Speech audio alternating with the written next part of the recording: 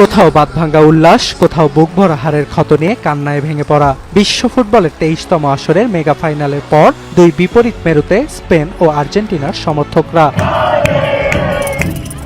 16 বছর পর ফের স্পেন বিশ্বকাপের সোনালী ট্রফি উঁচিয়ে ধরায় গগনবিদারী উল্লাসে মেতেছেন দলের ভক্ত সমর্থকরা। রেফারি শেষ বাঁশি দেওয়ার সঙ্গে সঙ্গে নিউ ইয়র্কে স্টেডিয়ামের বাইরে আনন্দে মাতেন সমর্থকরা। এছাড়াও বিখ্যাত টাইমস স্কোয়ার ও সেন্ট্রাল পার্কের সামনে জড়ো হন স্পেন সমর্থকদের একাংশ। ইয়ামাল, রদ্রি, পেদ্রোদের হাতে শিরোপা ওঠায় আনন্দের নগরী এখন মাদ্রিদ। বর্ণিল আতশবাজি আর সমস্বরে নেচে গিয়ে বিজয় উদযাপনে মেতেছেন হাজার হাজার স্প্যানিশ। শুধু মাদ্রিদ নয়, পুরো স্পেনই এখন উদ্ভাসিত উদযাপনের লাল রঙে।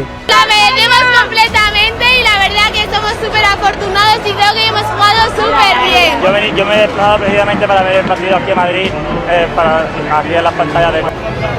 এছাড়াও স্পেনের জয়ের আনন্দের ব্যাপ্তি ছড়িয়ে পড়েছে মেক্সিকো, ফিলিস্তিন সহ দেশ। তবে টানা দ্বিতীয়বারের মতো বিশ্বকাপের শ্রেষ্ঠত্ব অর্জন করবে আলবিসেলেস্তারা, এই আত্মবিশ্বাসে ছিল নানা বয়সী আর্জেন্টাইন সমর্থক। পুরো ম্যাচে স্পেন দাপট দেখালেও ফুটবল বিষয়ে লিওনেল মেসির জাদুর ছোঁয়ায় কামব্যাক করবে আর্জেন্টিনা। ভক্ত সমর্থকদের এমন প্রত্যাশা থাকলেও কাঙ্ক্ষিত ফল না আসায় শোকের রোল আর্জেন্টিনার রাজধানী বুয়েনোস আয়ার্সে। তবে পরাজয়ের পর স্পেনের জয় নিয়েও প্রশ্ন তোলেন অনেক আর্জেন্টাইন সমর্থক।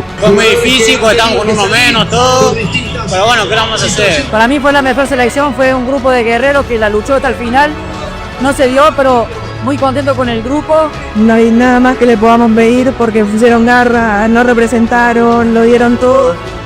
ফলাফল যাই হোক, মেসি ও আর্জেন্টিনার জন্য